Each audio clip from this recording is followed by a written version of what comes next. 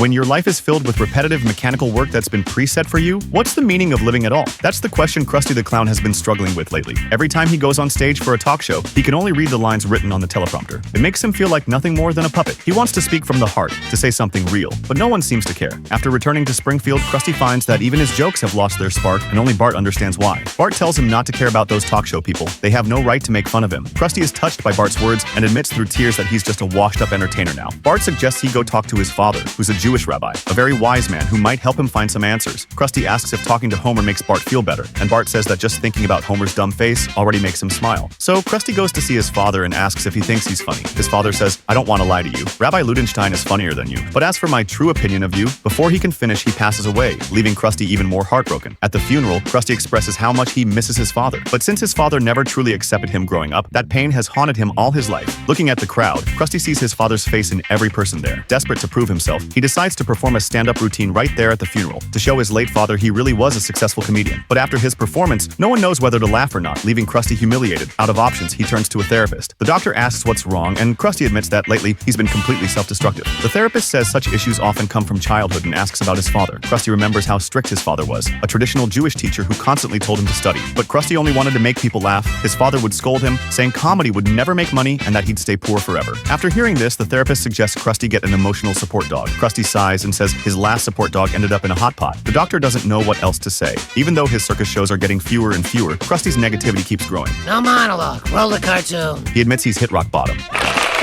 He says there shouldn't be applause at this moment, especially for a pre-recorded show. Then he declares he's quitting show business for good.